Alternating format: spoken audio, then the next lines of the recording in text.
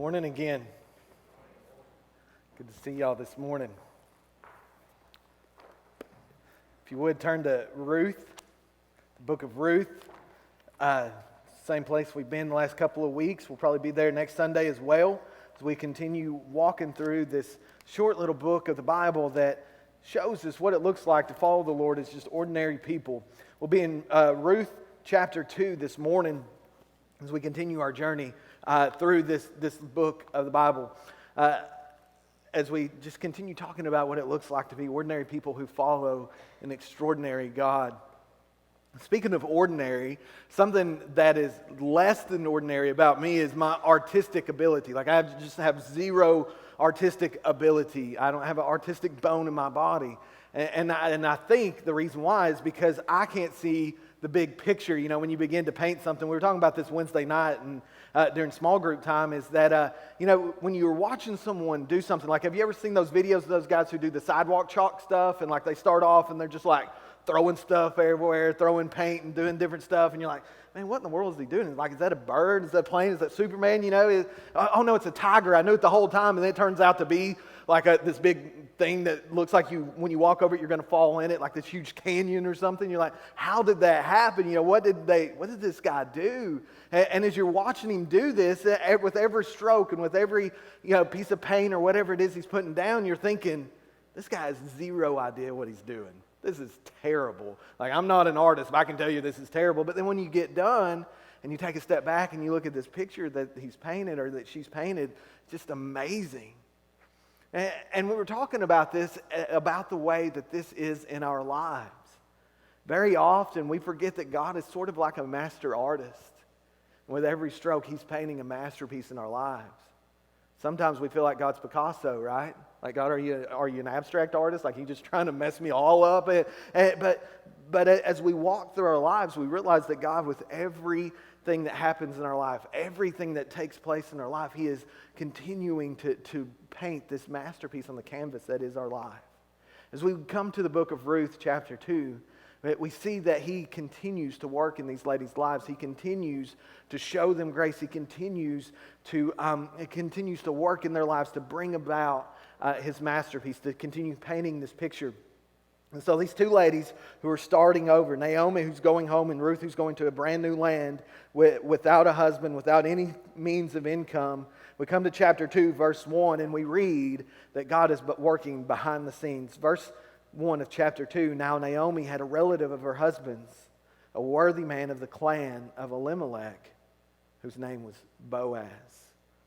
What the author does for us here is he foreshadows what God's about to do. What he means is that in this land that they had returned to, that they thought was the end of it, they thought was the end of their story, there was actually a guy there by the name of Boaz who was a worthy man, a man who has wealth, a man who has stability, a man who has status, honor, capability. Naomi and Ruth don't even know yet that Boaz exists, but God knows. And he knows where he's taking them to. He knows what he's about to do in their lives. He knows that he is about to work in an amazing way in their lives. They don't know, but he does. See, if we allow God to work, we allow the artist to work, we never know when Boaz is right around the corner, when that person or that incident or that whatever comes into our life that's going to change everything. And so in verse 2, it says, and Ruth the Moabite said to Naomi, let me go to the field and glean among the ears of grain after him in whose sight I shall find favor. And she said to her, go, my daughter.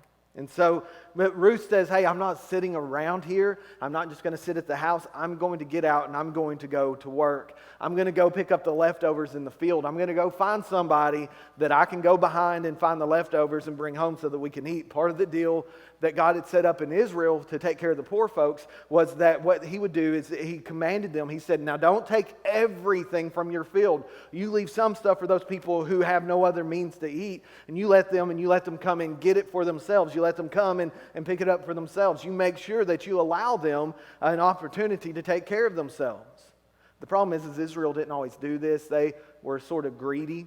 especially during this time period in which Naomi and Ruth were walking into, the time of the judges, when every man did what was right in his own eyes. So for Ruth to go out and look for somewhere to glean, to look for somewhere that she could find some food, was actually a dangerous proposition. She is walking out into a world where there are evil people everywhere, where every man does what's right in his own eyes, and if they decide that they're going to hurt Ruth, they're going to hurt Ruth, and there's really nothing anybody can do about it. And so she's walking out, taking her life into her own hands, walking out in faith. You know, guys, sometimes I think we sit back and we pray and we say, God, change my circumstances, help me, help me, help me. And we don't ever show any obedience. We don't ever actually do anything.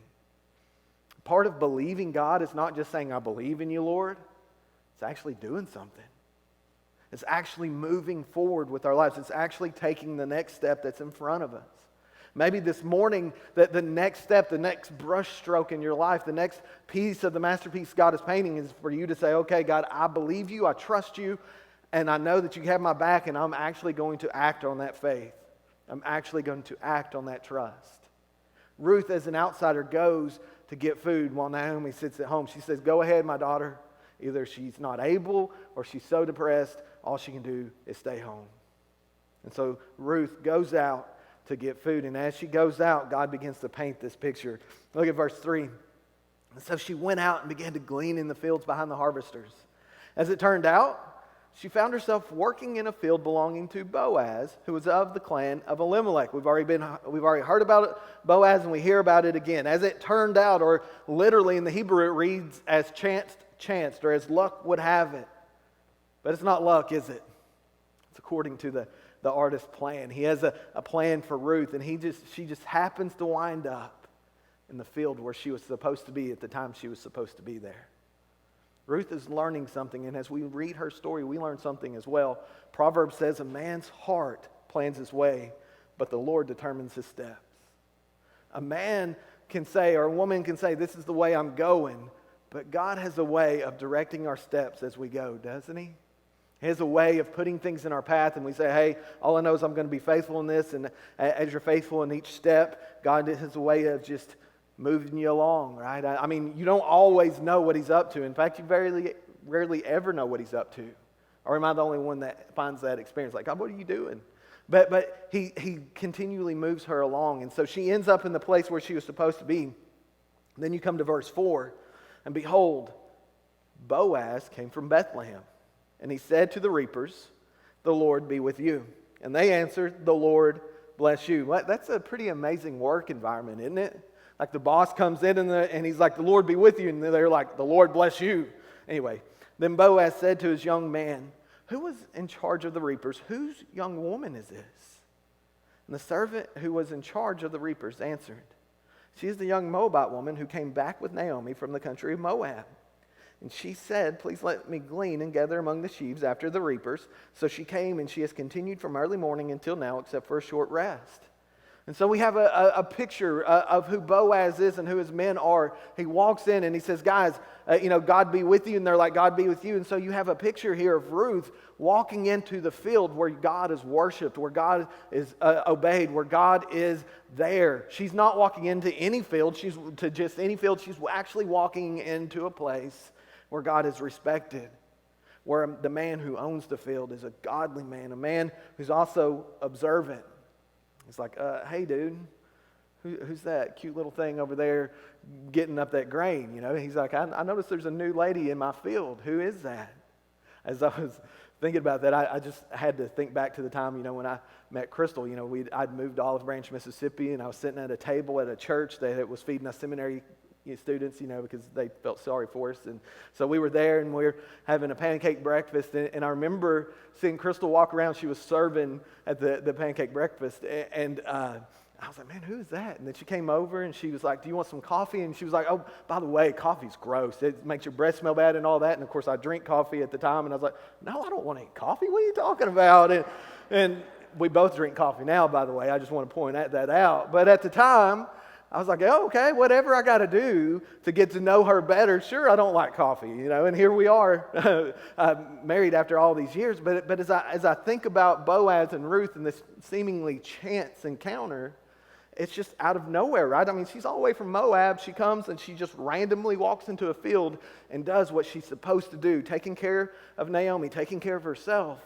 And God the whole time has somebody there waiting on her, or has somebody come by at the right time to see her and say, hey, who's that? Maybe I'd like to get to know her a little better. And so his guys, his workers, are like, hey, let me tell you something about her. She's the lady who came back with Naomi from Moab, and she's been working all day. She asked if she could work, and we're like, sure, go ahead. You know what? She's been working all day, and she ain't even taking a break, but like one time, she kind of making us look bad, you know? Like, I mean, you can just imagine these guys explaining who Ruth is to Boaz, and immediately her character catches his eye. Wow, she's got an amazing work ethic. Wow, you know, look at who she is. Can I say something real quick, ladies? For those who are looking for a man, be the type of person you want to marry. Because if you're the type of person you want to marry, guess who will be looking at you? The type of person you want to marry. Don't be the opposite. And so make sure that your character matches the type of person you would like to be married to, the type of person you'd like to spend your life with. And then look at Boaz in verse 8, guys. First, we see that he provides for her. Then Boaz said to Ruth, now listen, my daughter, do not glean in another field or leave this one, but keep close to my young women. Let your eyes be on the field that they are reaping and go after them. So he says, I want to take care of you. I want to provide for you. Not only that, as you keep reading, you find out he protects her. Have I not charged the young men not to touch you? And when you are thirsty, go to the vessels and drink what the young men have drawn. He says, I want you to feel safe, secure, stable, and protected. Guys, make your wife feel safe and secure. Be the kind of man your daughter would want, you'd want your daughter to bring home. And again, I have some perspective on this since I have a daughter at this point, and I know like 30 years from now or so, she's going to be talking about dating boys, and I want to make sure that when she brings home a guy, that it's the type of guy I want her dating, right? And so that I don't get in any trouble or anything. This is the type of man that you would want to see your daughter dating, a man, a real man who wants to take care of his family and take care of his future wife here. And so we see that he's a man who genuinely cares and has concern, not just for himself, but for others. And this isn't just a romance thing. Like, he actually has concern for this young woman's safety. He actually has concern for her well-being. It's not just a romance thing. It's a just doing what's right thing. Look for a guy who's doing what's right. Guys, be a guy who's doing what's right. And so in verse 10, we see Ruth's humility. Then she fell on her face, bowing to the ground, and said to him, why have I found favor in your eyes that you should take notice of me since I'm a foreigner? She says, you have no reason to do this for me. She realizes how good he has been to her. And so you see the gratitude coming out of her. Gratitude goes a long way, by the way. She is trusting the Lord also. We see this in verse 11. But Boaz answered her, all that you have done for your mother-in-law since the death of your husband has been fully told to me, and how you left your father and mother in your native land and came to a place that you did not know before. You notice Boaz isn't saying, I saw how pretty your eyes were, girl. No, he says, I know who you are. I know your character. I saw how kind you were to your mother-in-law. The Lord repay you for what you have done, and a full reward be given you by the Lord, the God of Israel, under whose wings you have come to take refuge. Guys, don't expect to attract a Christian when you don't act like a Christian. Don't expect to bump into a Jesus follower when you're not following Jesus. Because what are Jesus followers going to be doing? They're going to be following Jesus. And so Boaz and Ruth are both following the Lord, and God brings them together as they're simply taking one step after another. Boaz is simply saying, hey, I need to look out for this person. Ruth is simply saying, hey, I need to look out for this person, and God brings them together. Also, don't think, and this is just sort of an aside, I've got several asides because we're talking about marriage, romance, and all that stuff in the midst of what God is doing, but don't think that by marrying someone you can change them. That doesn't work. I'm just going to be honest with you, it doesn't. I can promise you. You can ask my wife, she has a lot of experience in this. It just doesn't work.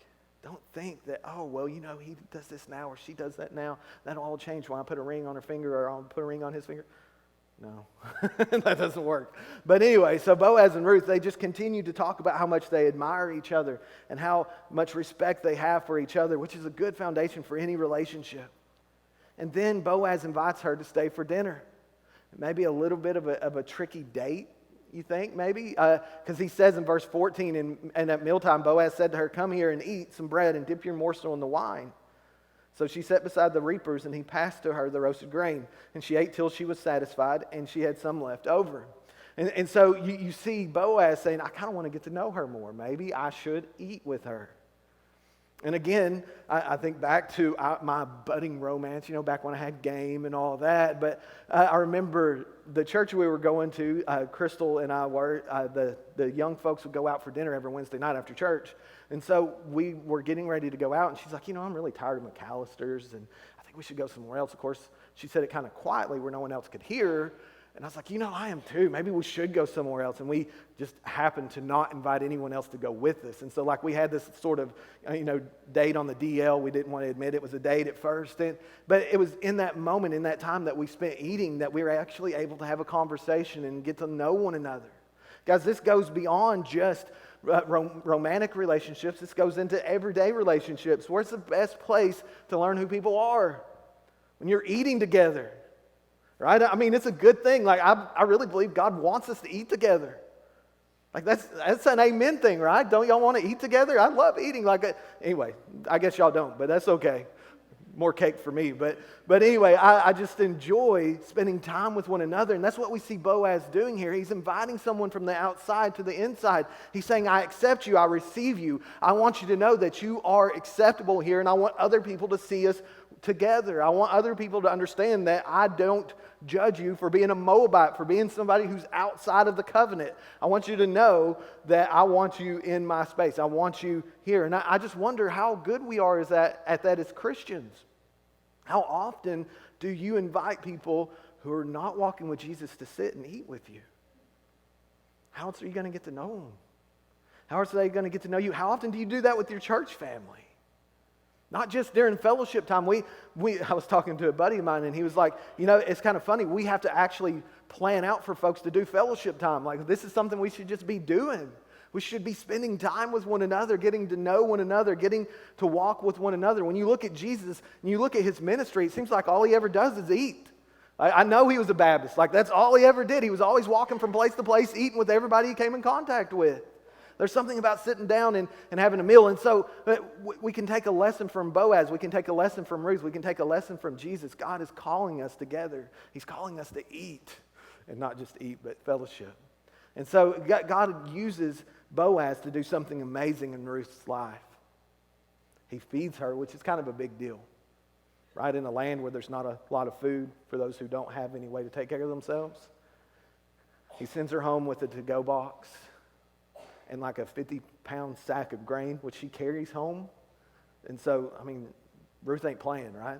You don't want to mess with Ruth. She worked all day, and she carries home a 50-pound sack of grain. I ain't fighting her. But you see what is going on in Boaz's heart and in his life. He enjoys Ruth's company, and he wants to take care of her. He could have been like, you know what, she ain't my problem. Sorry. She can figure out somewhere else to go. Somebody else will take care of her. She's somebody else's issue. I don't want to get involved with the Moabites. What will people say? He could have just focused on himself. But instead, he uses his good fortune, his resources, his time, his abilities to do something extraordinary in the life of someone else. He's just an ordinary guy doing what he should be doing. But I guarantee you it didn't seem ordinary to Ruth. I guarantee you Ruth didn't say, man, this is no big deal. No, Ruth understands exactly what's going on. I wonder, guys, are you on the lookout for people who you need to help? Not just financially, but spiritually, emotionally. Are you invested in people in your life? When's the last time God used you as a paintbrush in the life of someone else?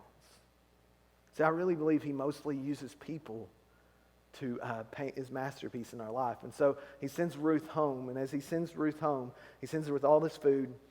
And she comes home and she tells Naomi, she says, listen, Naomi, you won't believe what happened. And she goes through and she tells Naomi the whole story. And so Naomi says this in verse 20 of Ruth chapter 2. And Naomi said to her daughter-in-law, May he be blessed by the Lord, whose kindness has not forsaken the living or the dead. Naomi also said to her, this man is a close relative of ours, one of our redeemers, and she lived with her mother-in-law. And so Naomi says, hey, listen, may Boaz be blessed by the Lord who does not forget to show kindness to both the living and the dead. Do you hear Naomi's attitude change? Last week, she told everybody, hey, quit calling me Naomi, call me Mara, call me Miss Bitter. That's who I am. God hates me. God doesn't want anything to do with me. Call me Miss Bitter because I am not pleasant anymore. You don't want to be around me. And now all of a sudden she says, hey, blessed be God. Blessed be the Lord who shows kindness to everyone, to both the living and the dead.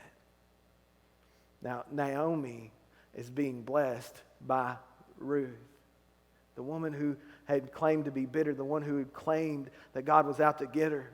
Ruth is lost. Guys, think about this for a minute. Ruth is being used by God to be a paintbrush in Naomi's life, to continue to work out the story that God is telling in Naomi's life. What resources did Ruth have? Like everyone in this book, Ruth is bottom of the barrel as far as resources go. She's a Moabitess, which means she's not part of God's people until she trusts on the Lord, until she begins to follow Yahweh.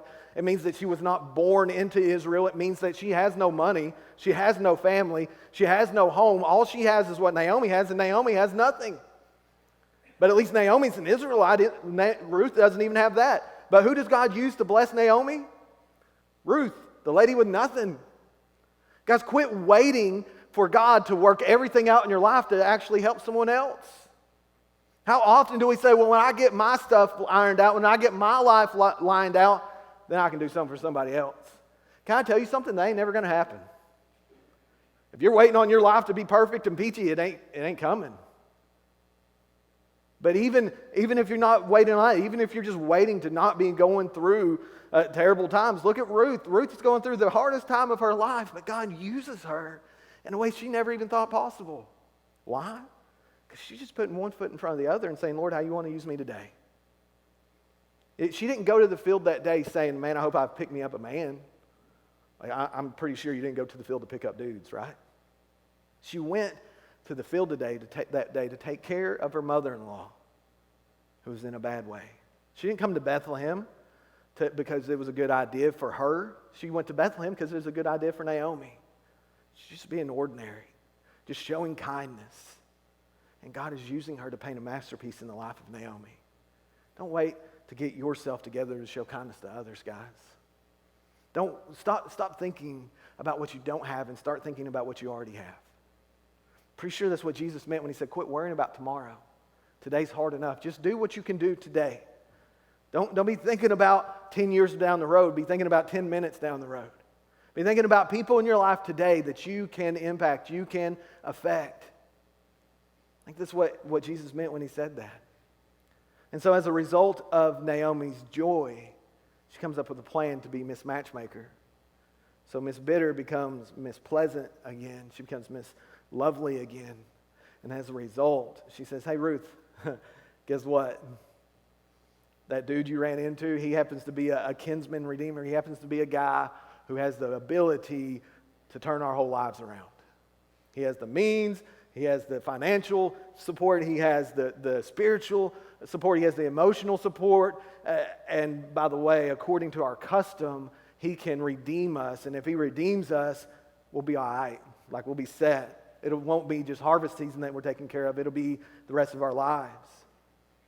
And so she says, Ruth, why don't you do this? Go and dress up like a bride. Go down to the place where all the guys will be hanging out after they get done eating. And after Boaz goes to sleep and after he's feeling good, you go and you lay down at his feet and you uncover his feet. Now, understand that Wednesday night, one of our groups was talking about what it means to uncover his feet, and how that's a terrible way to start off a marriage. The lady's already taken the covers. Like, that's a terrible idea. But anyway, what does all that mean? I'm not exactly sure, other than the fact that what she's doing is she's saying, hey, put your wings over me. Show me.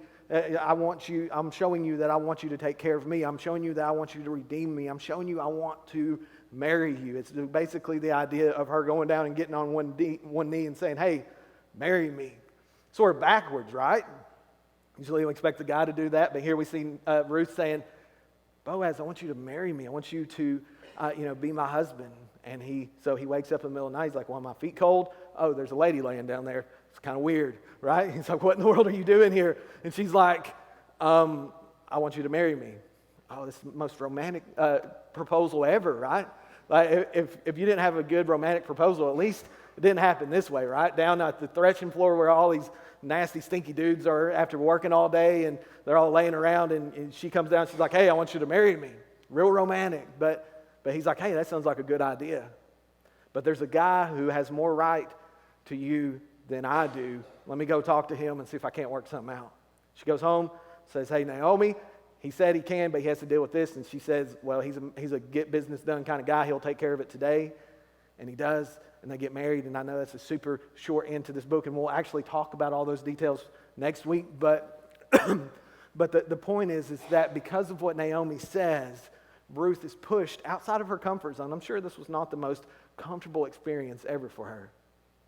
But because of Naomi's plan, she goes down and she does what Naomi tells her to do. And as a result, she ends up having a husband. She ends up finding someone to marry. They're simply putting their faith in God. By the way, I want you to think about this. Think about the full circle we've come. So Ruth says, I'll go home with you, Naomi. I'll give up everything I've ever known to take care of you. We don't know how it's going to work out. It's probably going to be tough, but I'm going to do it anyway. Naomi says, whatever, I don't want to talk to you no more. They go home, and Ruth says, I'm still going to take care of you. So she goes to the field. God uses Boaz to bless Ruth. As a result, Ruth is able to bless Naomi. Naomi's heart, it comes back to life and says, man, God actually is good. Naomi tells Ruth what to do, and as a result of Naomi telling Ruth what to do, Ruth ends up being blessed as well. Each one of these people, and then as the end result, Boaz gets him a good wife, right? A wife who's not afraid to work, a wife who loves him apparently, a wife who is absolutely excited to have him as a husband. Each one of these people, they weren't thinking about themselves in the moment. They were simply doing what God called them to do. They were allowing him to direct their steps. Not one of them has a good situation.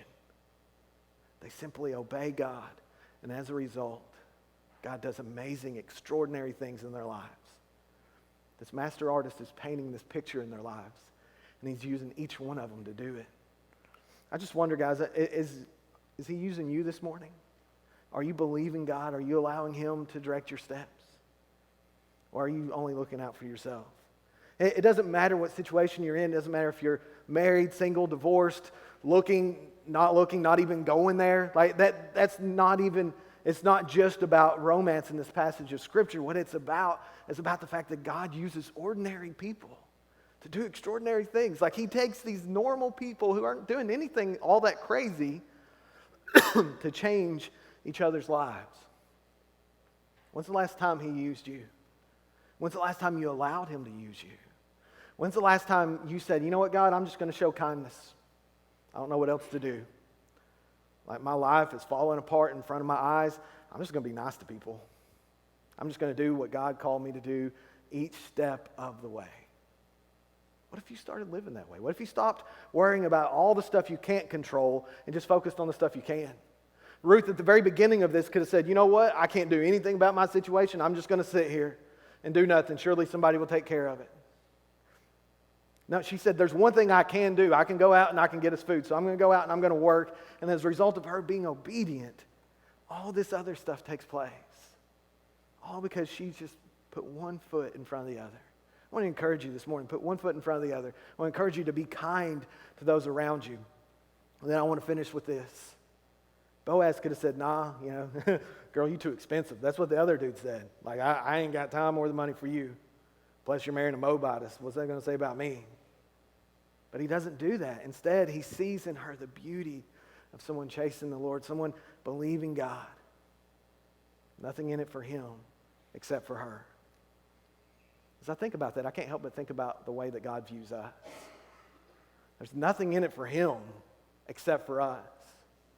There's nothing he gets out of the deal except for us. I don't think it'd be a stretch at all to compare Boaz to our Heavenly Father this morning, who looks at us and says, you know what?